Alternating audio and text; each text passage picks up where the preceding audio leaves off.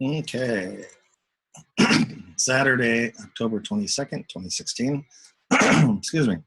All right. And I'll continue on with our features here. Okay. So here we have the NASDAQ. All right. In between the videos here, there's still talk of AT&T buying Time Warner.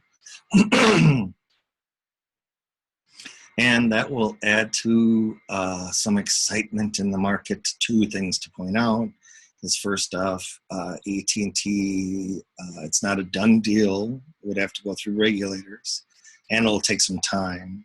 What I always look for is what the breakup fee is. I always get excited when there's some sort of buyout, and it doesn't happen, and people are paid hundreds of millions or billions of dollars for a deal not to come through. Kind of look at that as a green mail type of deal. Let's see here. There's going to be debt there.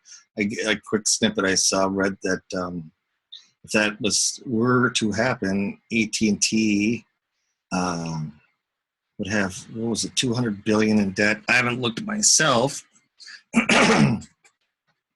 but how I would approach this is that with all the debt AT&T has, and considering that people aren't willing to buy bundled services anymore, and they're piecemealing it, which brings us back to, if you pay your employees, in a sense they buy more goods and services, yada, yada, yada. And that's why we're at where we're at. I don't use either AT&T or Time Warner, but I remember when Time Warner came through and bought Nortel. Remember Nortel, Canadian company? And also we have the whole AOL Time Warner deal in 2000. So it's a massive amount of bookkeeping to get. It reminds me of when, what is it? Did Coca-Cola buy Columbia or Paramount? It was one of those. They came in, and I think Sony bought Paramount, and then all of a sudden they ran into a rash of very expensive movies, box office flops basically, and it caused issues. Here we are again, right? AT&T buys, they're all looking for content. And there's a lot of content providers out there. You're independent filmmakers, things of that nature, different shows, European shows, etc. And it's not a lock, right? They're buying content. One year you might have the rights to baseball, basketball, football. So I look at it as they're buying what they think is, give me a layup. But I don't think it's there. If it happens, it happens. One, it's going to take some time to get through Washington. We know it's not going to be months. It'll flop into 2017. So even though the minions will be just giddy on Sunday night, Monday, like I said, it's not a done deal. It's only a couple of companies. You're going to get the other companies to bounce up and down too. Because it was kind of like the cigarette companies buying the food companies. And then all of a sudden later on, they're all spun off. Kraft is spun off Mondelez, I guess. So I think it's basically creative bookkeeping for the balance sheet is how I look at it. But there's still a lot of money. It's still a lot of fees associated with it, even if it does happen, and if it doesn't happen, and eventually fails. AT&T would probably have to some sort of overlapping spin-offs and things. How I look at this is that we continue to do wireless surfing on the internet is done more with phone. And so I look at it as AT&T as an opportunity they could have, in my eyes, broke the backs of the cable companies, because people are streaming onto their phones, which means that, at some point, why can't they stream onto their their Apple TV boxes, that kind of thing. And they can. So here we are, we got rid of landlines basically. Now we can basically get rid of cable, now we're dealing with cell service, which is the wave of the future per se. So, I look at it as they're spending an awful lot of money for content. And this is down the road. California, I think, limits contracts to 7 years. So that's like a lot of these TV programs only lasting for around 7 years. Because it gets too expensive, things of that nature. And, I just see it as just spending a lot of money for content, and taste will change. You can just go through the decades, taste change, and if you don't have it, you're not going to have it. So, and it's the whole watching TV, and it's kind of like with YouTube. I know people that don't have pay TV. They spend a lot of time on YouTube, things of that nature. So it's, even though it looks good with one stock going one way and AT&T going lower, that's fine. It's not a done deal. It's in 2-3 weeks they're going to forget about it, especially if. And here, how about this one then? If it doesn't work out for whatever reasons, over the next couple of months, here you're buying equities because of possibility of a buyout of in your portfolio. So, to me, Time Warner is just the whole AOL thing.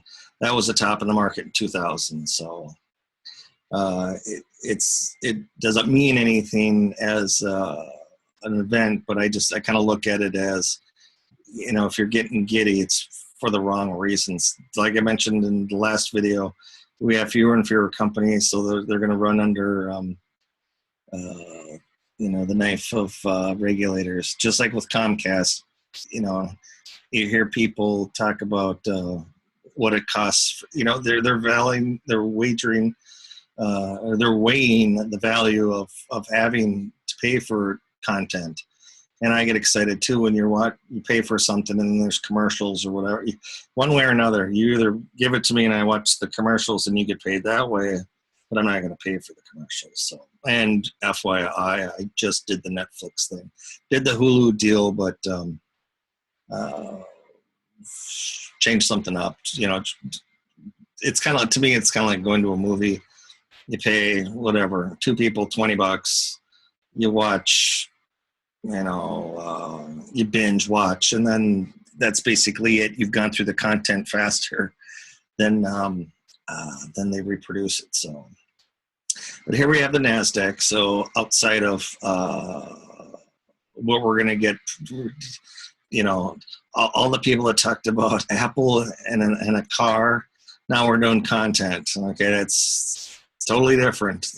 Those are hopes and dreams, but like Apple reminds me of, the Apple iPhone reminds me of Sony in the 80s with the Walkman. Everyone had it. Then we had the knockoffs, and then the Discman came around, and nobody cared. So, Apple to me is the same way. I use Apple TV, but I don't watch a lot of it. Usually it's not the stupid stuff. It's something with substance. I can get away with PBS, but it's just the age. Ghostbusters and all that fun. All that was Star Wars. That was all fun when you were a kid, but it's like songs. It gets difficult as you get older to find quality, substance. All right, so here on this one, all right, so our happy place here, and I have an alarm set. We'll just call it 40 on 4812. Okay, what's this one? 48 about. Okay, all right. Here's 3 years of support, we'll say. Okay, so the bulls definitely have to hold this one here. Okay, this is daily. Okay, so this is going back 3 months here. It's closed above it. Like I said in previous videos, that I'd give for the earnings here. And then after this merger activity, I assume people are going to be buying stock for what would be under hope.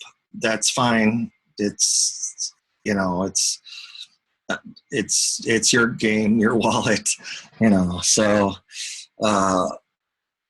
I prefer, you know, it's kind of like with the whole index thing. I prefer the index versus individual issues.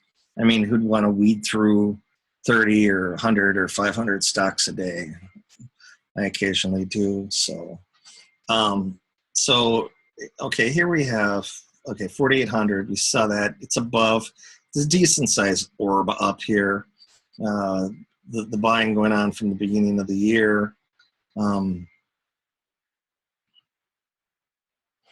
And roughly where we're at. So like the previous video, I mentioned that I'd lean towards that the NASDAQ broke out. I mentioned before with pullbacks for years now that any pullback you'd want to own NASDAQ related, Russell, your growth type stocks, and stay away from the smokestack, your New York Stock Exchange ones, because they're going to have difficulty with mostly with the dollar. I mean, if most of your sales are overseas, you have to repatriate the dollar. Yes, you can hedge, but it's not. It's not as clean cut. They can't turn on a dime like we can turn on a dime. It was kind of like how airline companies, I think Southwest, as oil would go up, it would go up because it was long oil. It was hedging. Then, of course, when oil collapsed, they're taking capital losses. But you know, there are a lot of professionals out there that actually use the markets for what they're for. You know, to hedge off your risk. So, okay, so this is 2015 here. Okay, as we saw in some of the other indexes, it basically they peaked in 2015. While the NASDAQ is above it. Okay, the old happy place. I'd put up here like 4,800 too, also as a form of support for now. Okay, so if the NASDAQ should come back through 4,800, I'm definitely going to probably run to the hills here, just due to the fact that it was our leader, and you know, if it falters, I'd have to assume that it was just like we saw in the bar chart. I believe in the first video that double top. So it's moving higher on fewer issues. You know, and things are going to be select here. There's not a lot of telecom names. You know, so all of a sudden, whatever money is sitting there is now going to go into a dozen stocks, you know, that kind of thing. So here, all of a sudden, you know, how everyone looks over the same side of the boat. Now the boat's even smaller. It's more like a canoe. You know, it's not the ferry. It's the, you know, we've gone to a to a sailboat, and now we're in a canoe. You know, like I said, a handful of stocks that people are piling into. It's not broad based. You know, we need to, you know, we still need the economy as a whole to help out everyone, and not just a few. But like I said, anything below 4,800 for now, I'd probably run to the hills here. And you can see how even this is not even a 10% pullback. But you can see, you know, you lose 10%, and all of a sudden now you know, I'm just assuming you'd run back to 2014 and 2013 lows. You know, so you know, a 10% pullback doesn't sound like much, but all of a sudden now you're beginning to lose 20%. You know, that kind of thing. So it's kind of like loss. It's you know, toughest loss is the small ones, basically. You know, it's you know, your reasoning versus other people. Like you know, we're going to see it on Sunday. I mean, I just expect everyone to come out of the woodwork now and talk up whatever they have. But like I said, the merger, Time Warner, AT&T, it's not a done deal. So we shall see down the road, right? It's just platinum. Did I do that right? NASDAQ and platinum. Platinum, dollar pullback. There may be something. It's not a very good close here. I don't trade platinum. I think it's 50 ounces to a contract. It's just one of these thin ones. Some people do play it, spread it against gold. But if there is a move in platinum here, if I had to go long on a pull, if it pulled back, if it went up, say at 942, I would probably play it 975, 980 level for now. That kind of thing. I just think that there's just a little more overhead resistance. But like I said, some of these commodities like copper, and that have been beaten up for a while, so they are susceptible to a short covering rally that could turn into pretty significant, and it's going to be short-lived too. Okay, we're talking about oil and gasoline. Here's gasoline. My happy place here, and we're at the upper range here. Gasoline's trying to break out. I think ours is about 30 or 80 cents, so it's about 230 or so locally here for gasoline. Weekly. Let's go to weekly. Okay, so here we go. So here was gasoline. Okay, so now gasoline once again. You're a little orb down here, so not a lot of people were interested in shorting down in here. Okay, and here we have the belly of the big curve. We're above it, so in the short run here, gasoline, we're going into the seasonal type deal too. Seasonal gouge. I wouldn't necessarily be interested in playing the long side from here, just due to the fact of, I think a lot of this is going to be end up being sideways over time. It has a decent close from where it's sitting. It can trade higher here. What do we have? Okay, well, so what do we have here? This is 1 year, 2 years. Okay, so on a daily basis, okay. Oops.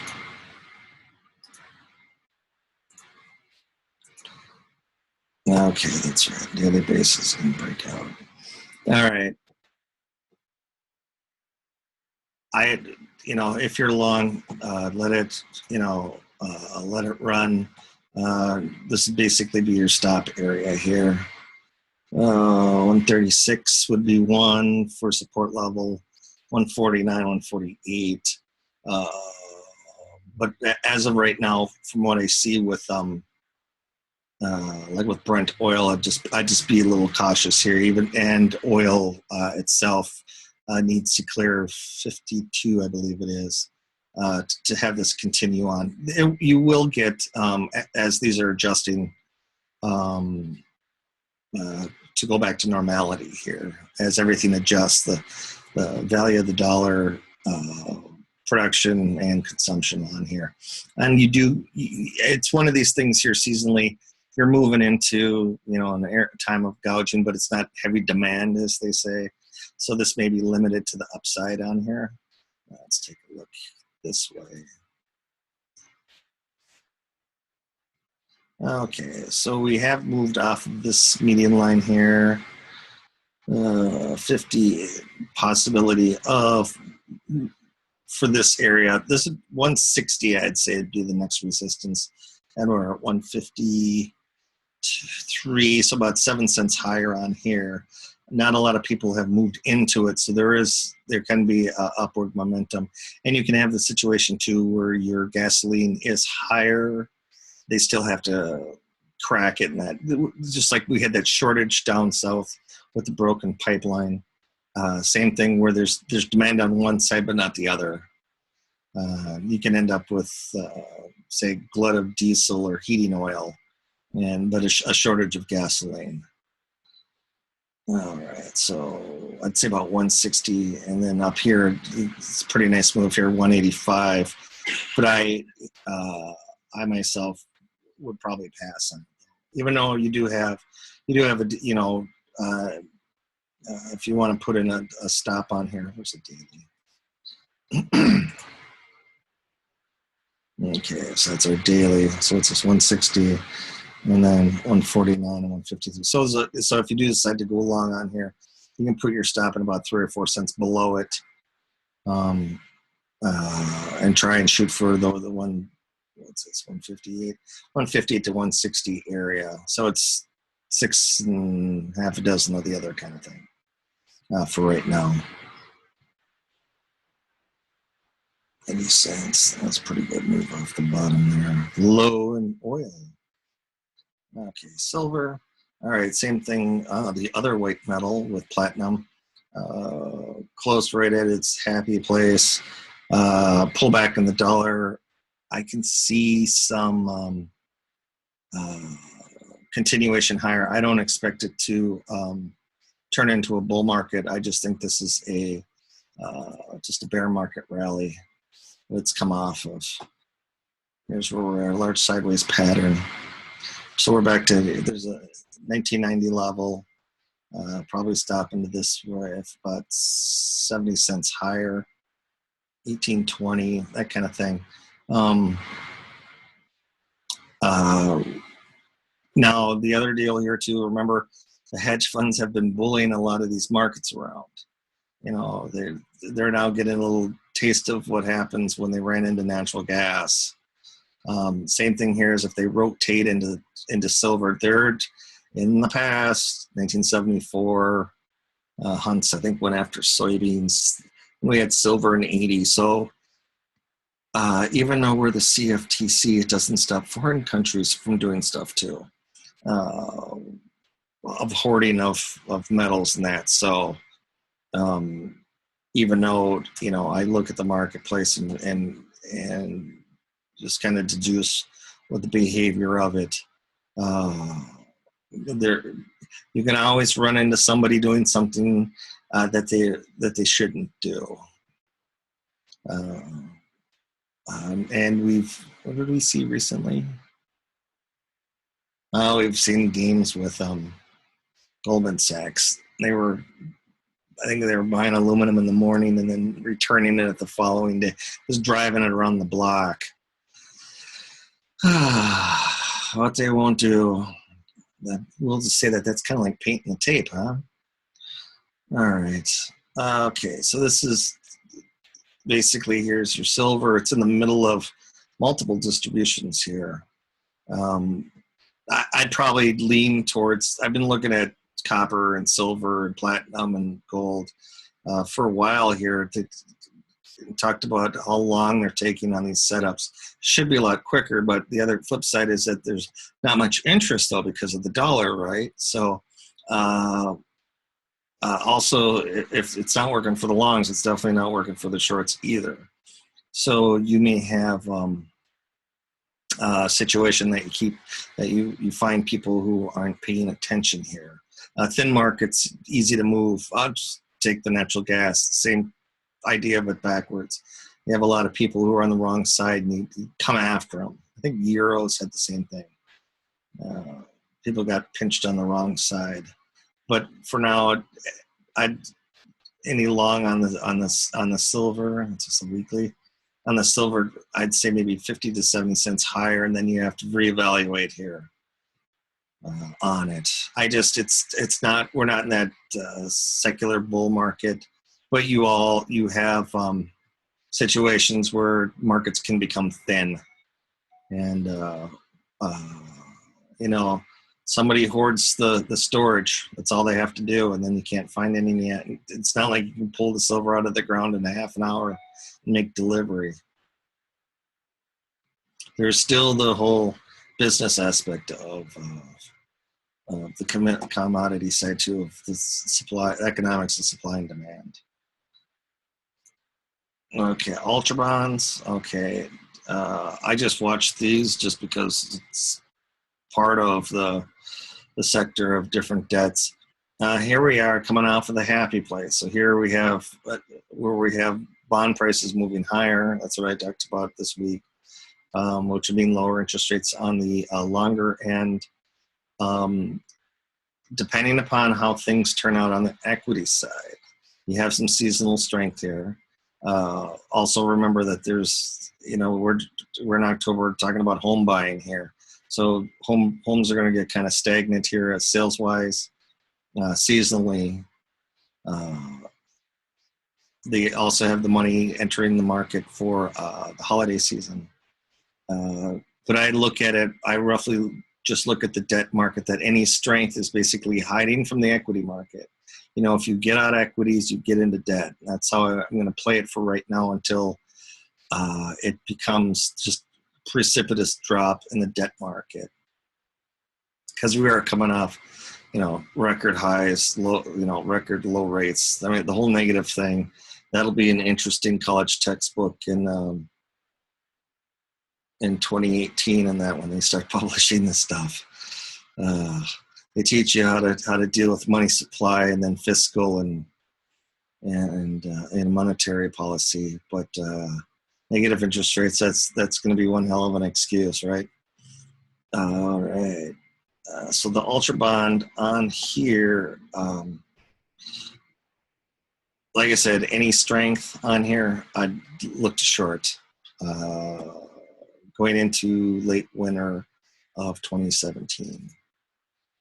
Okay, here we are at the VIX. This is VIX futures. They're a little pricey, but how I would play these things is I look at it as, okay, we're going to go back months here, the happy place. It's one of these things that we know that VIX won't go to zero. So what do we have? You know, one of these where if you want to buy, you know, buy at 15, buy at 14, buy at 13, you know, buy at 12, that kind of thing. And on the flip side, then sell at 16, sell at 17, sell at 18, sell at 19. On the weekly here, you can see the spikes. Obviously, there's some spikes. There's 26 and 30, and 29, 30 again. And this is the low end of the happy place. So you can see that we basically closed at, you know, basically the normality of VIX for a bunch of years here. So I would assume then with this merger and earnings activity in Apple and things, that the stock market trends higher early in the week, and any weakness here in VIX, I would be interested in buying. That looks like a decent place. 7 alert. That's the nice thing about doing this here is I get to do my homework, because a lot of these get killed off as you narrow it through the week. Mostly, how I kind of treat, since I do the weekly thing, is Thursday, Friday begins to be my important days when I focus on the markets and how they're behaving. You know, Sunday's a nice one because you get to take a look at, you know, what you did over the weekend, and you get your first taste of it. And then Monday I usually look at it as amateurs kind of come in. First, you have your merger Monday, so you have that going on. Usually, say if the week is up the previous week, typically there's some, you know, pullback on Monday, Tuesday. The pros buy in, and then, you know, trade it up Thursday, Fridays, Wednesday, Thursday, Friday, that kind of thing. So it's you know, 3 up, 2 down, 3 up, 2 down, 3 up, 2 down, that kind of thing. But lately, we've been having a lot of sideways, a lot of sideways. And a little bit more than I would like to see, but I can understand it with the U.S. election and basically a lot of adjustments. You know, they have the dollar picking up. Some places are soft in the economy, some, you know, that kind of thing. So things are adjusting. I treated the large sideways pattern that we had for multiple months as distributions. It didn't show up in the indexes overall, but it definitely showed up in the underlying. A lot of say the Dow 30 stocks, a lot of them have been beat on, but unless they're getting beat on at the same time, it's just a rolling correction. But here, once again, couple of updates, you know, Sunday, Monday, Tuesday, update in the market. VIX comes down. I'd be interested because of even after the election, you're still going to have, you know, regime change per se.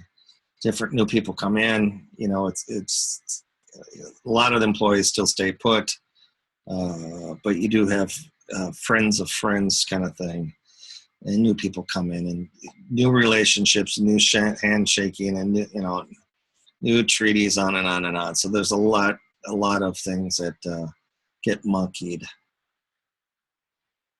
All right, and here is the Dow. Okay, so here's the Dow futures. All right, so Dow, we do have, a few of the newsworthy and earnings worthy in the Dow. Dow is price weighted compared to market cap weighted like the S&P. So what we have here is, okay, so we have a daily again. This is the whole month of September.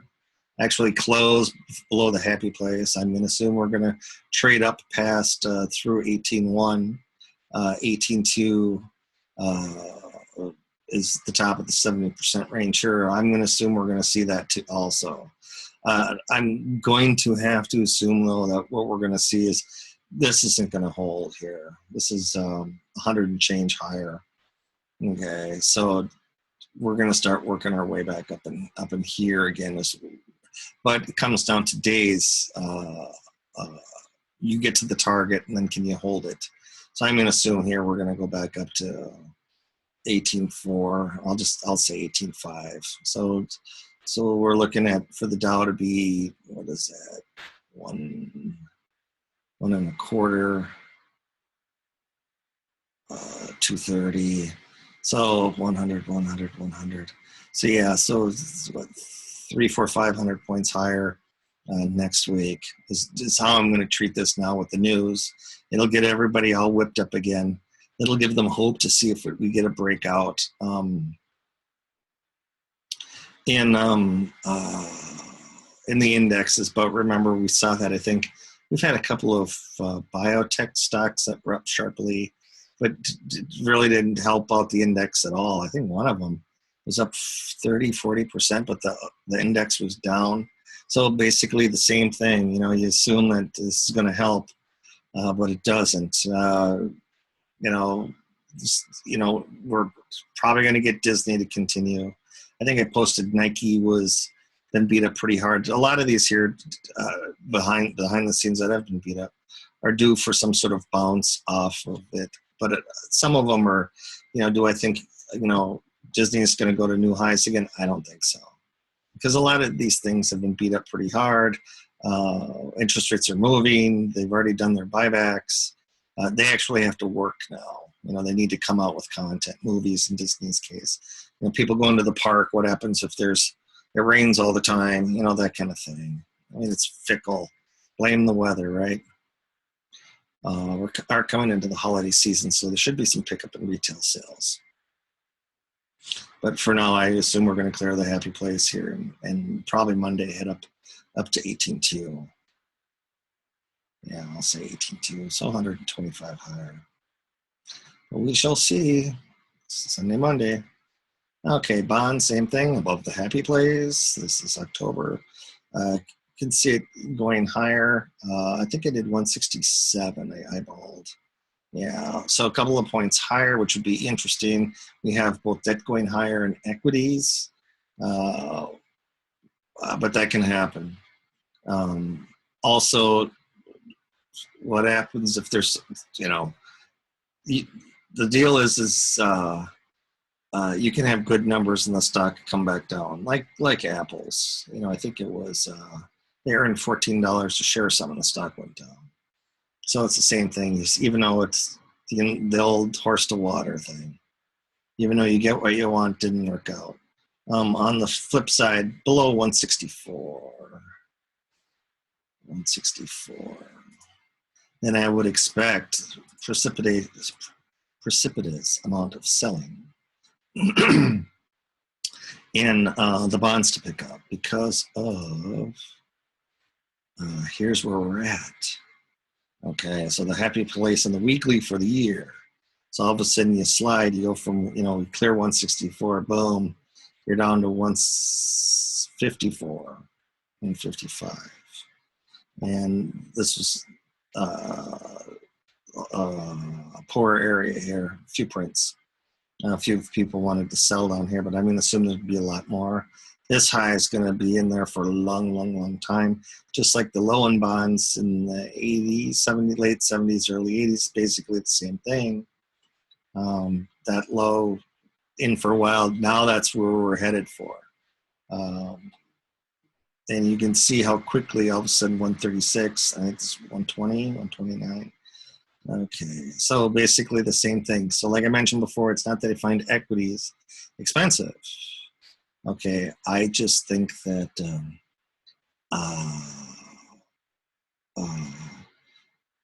I would rather short the debt market, right?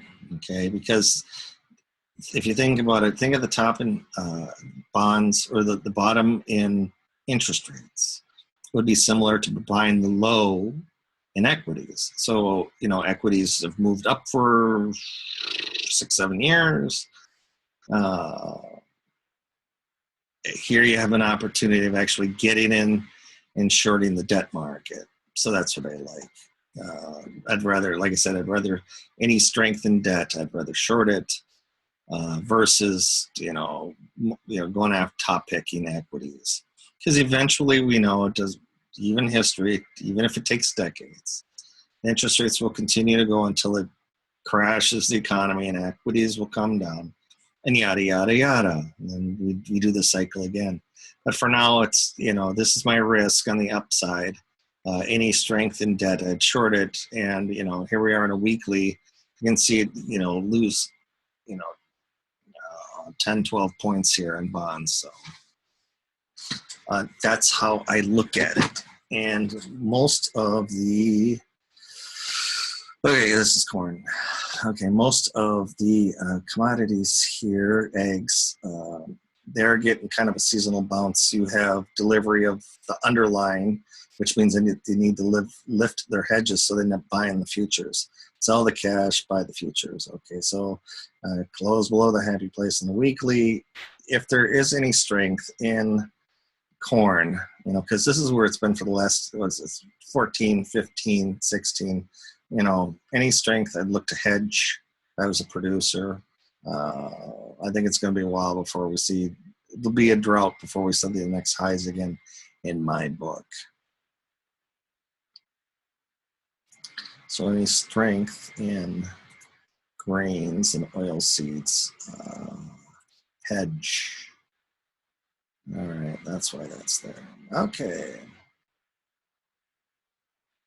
Oh, good. You get a chance of getting better price, bringing it to market. Okay, here's 5-year notes.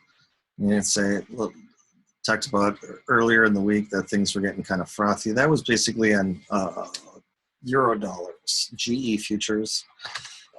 That's cash deposit equivalents in Europe, and that goes along with our TED spread.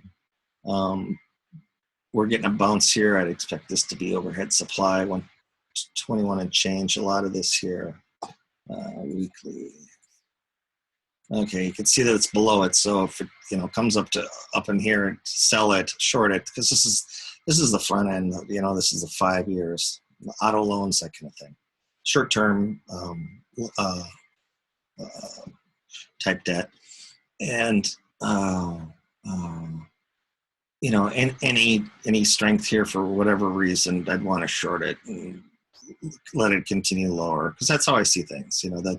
I'm just going off the cycle of it all. Whoops. Okay, soybean oil. Okay, it's been doing a little bit better than the rest of the commodities here. It's actually above its area here. What do we have? 40 cents.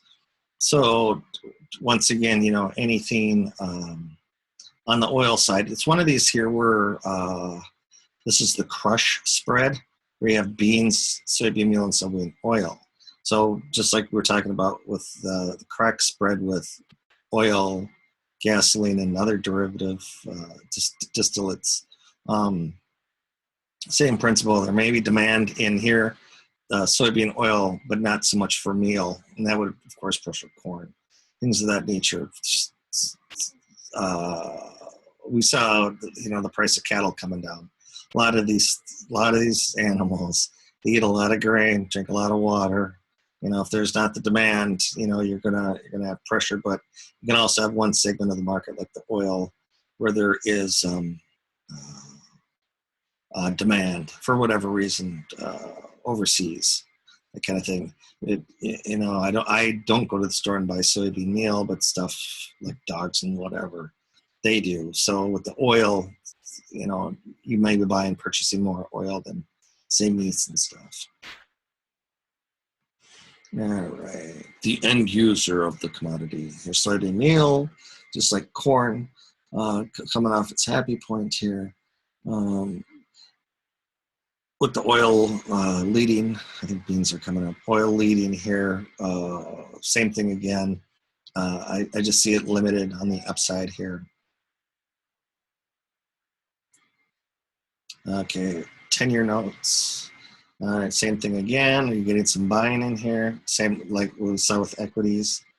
130, 132 on a weekly basis. Same thing again here too. Any type of overhead, you know, I'd be interested in shorting 10 years, probably down to 124. So that's 6 points lower. That's how I kind of look at it here. Any strength, I'd be looking to short. And here's our beans. Beans closed up here on a daily basis, but on a weekly basis, you can see that there is a lot of overhead supply here in this area for beans. And I think the highs in beans are going to be here for a while too. I think what's that, 1390 was the high in 1973 in beans, so it took decades before it ellipsed it. And remember, that also includes inflation into the dollar too. So, you know, in 1973, how much was a new car? You know, 2013, how much was a new car? You know, that kind of thing. So even with inflation, it couldn't help out the beans. But I see overhead supply here too. And we're doing the harvest thing also, so there'll be cash supply. Here's the 2 years. All right, same thing again here, bounced off the happy place. And I'd expect the 2 years raising rates. It's going to show up here because this is pretty close to the front end. You can go before you get into T-bills and stuff.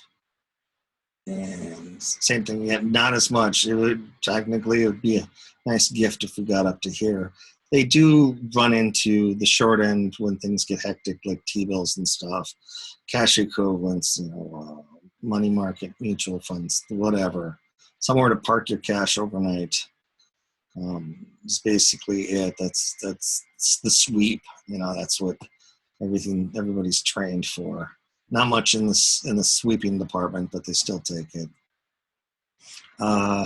When everybody's in the boat for alpha, for return, you take what you can get, because even matching the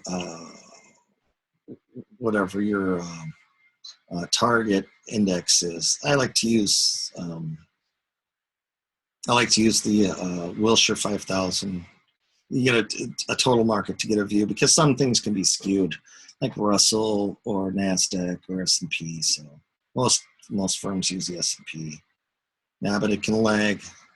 You know, you may be right in the market that you were long when this market was up, but you were in the wrong index. And wheat, same thing here with wheat. I'd mentioned talking about anything under, I think it was 399. I threw out an oddball number just to see if anybody copies. Plus, it's easy to search for, like 89-cent natural gas. It's easy to find your posts. All right, on the 104 on the Japanese yen, and not too many 104s when it's trading at 124. But when we got to 104, it's 104s everywhere. So I'll have to change it to like 107.78 on the Japanese yen. But here's wheat here. I like wheat, but not right now. I prefer, as you can see, there's overhead supply up in here. I would prefer to move into the threes. I'd really like to get 280 on wheat, but as you know, it's seasonal type thing. So I have to go through What do we have? Maybe the spring of 2018 or something. We'll see how it looks. I think that's it, right? That's the end of it. We're back to A's. Let me go and look at this real quick here. All right, so this is a S&P. Okay, A-mini. And basically we have, okay, here's the 60s. This was here's Monday. Remember we talked about highs on Monday kind of thing, merger Monday. All right, let's just assume, okay. And we talked about the 2160 area.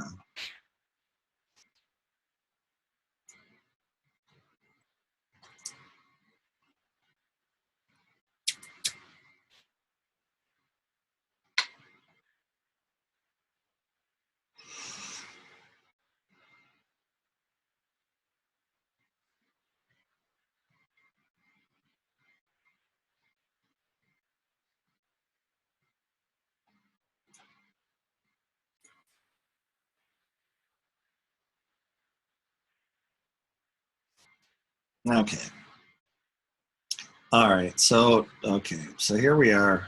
Okay. Coming into, we'll just assume we have the same thing going on here, Sunday into Monday. Okay. So back up to the previous highs from the drop down. Okay. All right. So you have, say, 2160 area. Okay.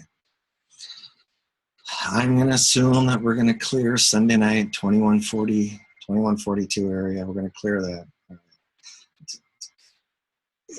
Remember that not everybody is playing the futures market. Okay, so they won't have an opportunity to buy into the merger mania per se. Okay. All right. So what'll happen is more than likely you're gonna open at the highs on Monday. Okay. And for those that are in things that aren't working for them, they're going to be hoped that they go higher, but you're going to have some people who say, look, I have an opportunity to get in out of something. A lot of these funds, mutual funds, things of that nature, we're entering a period where we really don't put trades on, tax things. You're kicking out capital gains.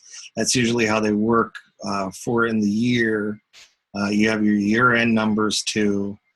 There's a lot of extrinsic factors here that can come into play. Okay, then we can, we can start talking about a year-end rally, the relief rally of the market, blah blah. I don't. However anybody wants to word it, like they did for the old Black Thursday in the pound here, whatever answer they came up with, and I think I counted at least 5. It doesn't matter to me. I just want to know what the behavior of the market is. Okay, so Monday, I'm going to assume that we'll be trading. We're going to work our little fannies all the way up here is what I think is going to probably happen. Okay, so you have the first wave of people who need to get out of something. Maybe somebody asks for money. The portfolios have to adjust themselves. The market's really not dictating now how their business is run. The people's money dictates how they need their money out to purchase or to get into the rebuilding in the Southwest or Southeast or whatever after a hurricane, blah blah blah blah blah blah blah, whatever, insurance, whatever. We could have an earthquake anywhere worldwide, that kind of thing where money needs to be pulled out. So you're going to have those people who have an opportunity to sell, and they'll sell into it. Okay. Then you're going to have the people who come Monday are just tickled pink. We're definitely going to see it in the pre-market, and that will give us a taste of how frothy things are. Okay, because we've seen some pretty good moves.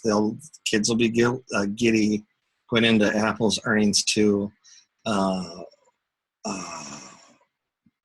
this is the old the dog wagging the tail kind of thing. So I'm going to assume here that Sunday night we'll clear this area here. We should actually try to work our way up. I'm going to assume that we'll be over 2050 come Monday morning's open, unless something else pops up.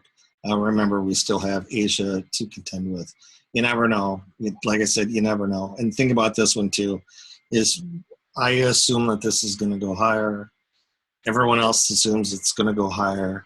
It's what we need to get out of our trading range here. But think of what happens if it doesn't pan out. That's how I kind of look at stuff too. What we assume is going to happen is, Sunday night we should clear this. We may even gap over this here, and then you get people who are going to chase after this. And come Monday morning, I might be writing about, here we are at 2160. This is it for the bulls and bears. So it's one of those that if you have stuff that you want to get rid of, you may begin to think about wanting to get out of it if you're in the wrong area per se. I'm looking for a pullback in the $1 too, so that should help out the situation. But remember that to buy American equities and things, you need to do it in dollars. So for what may be a send, a godsend or whatever, a gift from a horse, of course, it doesn't pan out. Okay, all of a sudden, if the dollar all of a sudden starts monkeying its way through 100, you're now going to be facing the realization that on the macro level that this is now affecting the whole economy, not just what was the $80 billion. This is an $80 billion deal that they're talking about. Time Warner and AT&T compared to we're up to 17 and change, 18 trillion economy. All right, so that stronger dollar is going to affect the whole economy, not just the one deal. So, and deals have been off this year, I think. No, the deals have been frothy. It's the IPOs that have been slow to market. So we're getting deals done. The most amount of deals since 2007. I'm sure someone will do the statistics for me and tell me all about it come Sunday, Monday. But I look at this here comes the deals. Everything's known. They want to get the content. They want, it's one of these things that, why weren't the deals done earlier? I mean, even last year, the year before, they tried to do some deals, it didn't work out. We're running into more oversight regulation on it, which is fine. But just like with the Federal Reserve monkeying with interest rates, the market would take care of it anyway. Because if the deal doesn't work out, if they're not getting their revenue streams, it will correct. Here we go, folks. I eventually see AT&T turning out just like General Motors. One of these things that was started off with an industry, and then a monopoly kind of deal, oligopoly. They broke up the bells. We had all these baby bells, and before you know it, they were merging together and getting away with it. What was it? Those landline and the cells, and then they got into the cable business, and now we're doing the data with the streaming on the phones, and so they're advancing with technologies, but eventually it'll all be wireless. Do you really need a satellite if you're watching TV through your cell phone kind of thing? They have their redundancies. For them, they should have stuck with what they should have done really is, I don't know, but like some movie houses or some movie schools, right? Some film schools, or start up their own film school, right? Disney did that. It was all internal. Same principle. You have to have the content. More than likely, somebody won't have the content. It's like rotating through. ABC was hot in the 70s. Then NBC was hot in the 80s and that. And CBS comes through. So everything does rotate. Everything cycles through. And they do. When you're on the top, when you're number one, you can only go down. So. But getting back here, okay, so we had the little wicks, little legs down below. Wrote about that the Bulls probably had it. Got back up to 20, this paused again. Now we definitely have some news to actually move it out of this area. We'll probably, more than likely, definitely going to go through 42. We're either going to be at the 50 level. What is that? 14? Yeah, I can see that 14. Okay, so, we're going to go from here to here by Sunday evening. We should be working towards up in here. And then by Monday, I'm going to assume we're going to be trying to work our way up in here. And that'll be the big tell. And and you're already there by the time the market opens up for you to take advantage of it. We've all done it before. Holy buckets, I need to get in on this. And you actually end up buying top tick. Let me change this around to okay, so here we are. Okay, so here's 52 and another point of control overhead supply. So we either gap up or just blast on through this. I can see it happening, right? And the momentum, there should be a stall here at 52 area, which is right here. And then you have your upper point, which we saw in the weekly at the 60 level. Okay, so somewhere around 60 is where, would I short it? Well, here's the problem, okay. You still have to contend with other earnings because the kids are going to get frothy. Even if we say a $20 bill, if the kids are pricing a $20 bill at 21, I think we've all seen that on TV, how they were able, I think they pitted two people against each other and they bought a $20 bill for almost 40 bucks. Okay, same principle. Even though I think that, a good correction would happen. It's already been going on behind the scenes. You're getting a lot of good news. The money is going to go, I think narrow and narrower again. I can't see a broad-based rally here. We don't have the economic firepower too much. The baby boomers they're done doing their buying.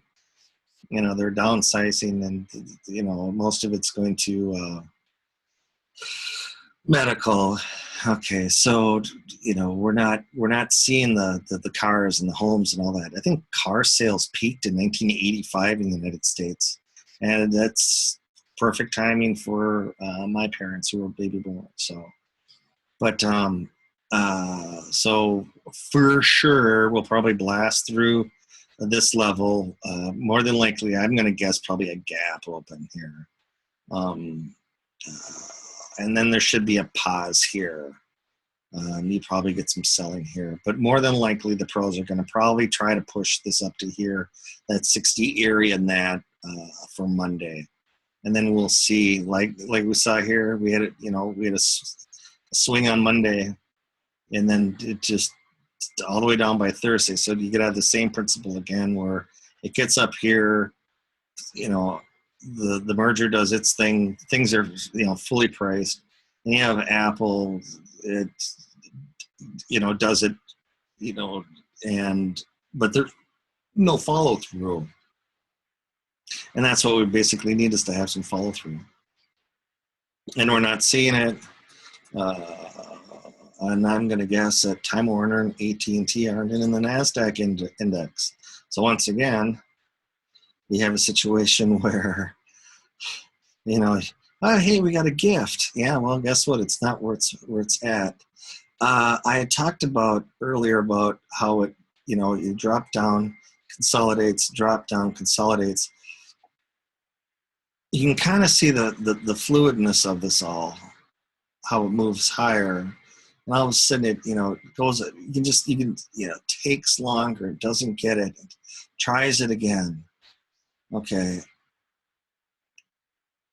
The long, here you have a sideways pattern. It doesn't hold it. You drop down and consolidate, drop down and consolidate. So, in my eyes, once we go through 2020 and, or 2120 comes to that, I would expect a precipitous decline. It just drop a quick 100 off of here, 80 to 100. Okay. But in the meantime, we have to work on the upside. I originally posted in 2013 that I thought the market would get to. I think I wrote down 2200. It was at 1600 at the time, and then I in the beginning of the year when we were at 1800 change on the S&P. I said, who's looking for 2,400? Okay, so the next target here after this is at 22. Okay, amazing how I can actually hit the broadside of a barn while standing inside of it, right? Okay, so if we get the bandwagon effect here, where everybody starts jumping up like the old NASDAQ thing, then the targets up here would be around 2,200. And I believe that's also some Fibonacci lines up there too. And then the next one is a little under 23. And percentage wise, we're talking 10, 15%. Okay. The other one is that going forward, my big calculation was I rounded it up just to make it even on everything, was S&P at 5,000. Okay, and that was just that I thought the market would get to 40,000, the Dow would get to 40,000, just using history, the past history, looking over time here for the real estate cycle, that kind of thing. So, but when you look at, Cal 5,000, that's a lot. Well, if you think about it, from where we're at, we'll just use round numbers and say it's a double. Something doubles over a decade. Well, the stock market only gives you X amount of percentage. And, when you look at the stock market, we've had, it basically goes by decades. You had 2000 to 2007 and the bottom of 2009, right? Okay, so you have the high and then to the next low. The shortest one I've ever seen that I've been through is the, 2002 to 2007. That was 5 years. But really or 2002, yeah. To me, in my eyes, because of the real estate cycle, to me, it peaked in 2005. So it was really only a few year bull market, compared to what I dealt with through the 80s and 90s. Okay, so you clear 2060, more than likely that's going to kick everybody back into the market, depending upon what they decide to buy. Just like we saw with in 2000, they all ran into the NASDAQ, and that became insane. I believe Irrational Exuberance speech with Greenspan, that came out in 1996, and also the New York Stock Exchange, the internals started declining then too. So here you had a roaring bull market in just one segment. So even though you bust through the 2160 level, and the next level would be about 2200, that might not be the index to be in. You're going to be back over on the NASDAQ side. But for how I look at it is, like I mentioned before, once we had the Brexit swing through here, and I said you guys are on your own, it was that last 10%. There's just too many issues in the behind the scenes that are just, they've lost a third or more. Fewer and fewer issues are participating. We're pretty well long in the tooth. Where are the opportunities? I like the short-sighted debt. So it's one of these where, if it does swing through 2160, 2200, well, that's only 40 points. Okay, so it's, think about this one on your feelings on Monday morning. You're getting this, and my, the whole chart thing is worth 40 points. So you're, a lot of people are going to be staking, the whole end of the year type thing on a whopping 40 points. So like I said, it's, be careful on how we advance through here, because we've had, like I said, a lot of the little pink dots. We've had a lot of underlying weakness, and as a pro, you put it on my floor trader, jacket and badge kind of thing. If I needed to, look at my current situation and I needed an opportunity of getting out of stuff, this buyout, kind of thing is just enough for me to dump into it, because I have willing buyers. They're willing to pay, especially if they, they start getting up into here, they're willing to pay up on something that's not going to be definite for a while. So it's one of these that, okay, Kev, we've given you since, what was it? Actually, I think S&P, the R1 was like 2163. So that's basically where I left you on your own. So we're even below that. So think about that one. All the grief I've taken. I'm actually winning. Ooh, I'm a winner. Yeah. But I'm looking at it as there's just not a lot of upside left for right now. I'd like to see a good, healthy correction, and it's already started with the individual issues. So we're just waiting for the indexes to show what's actually going on behind the scenes. So come Sunday night, I expect us to basically probably jump over this one.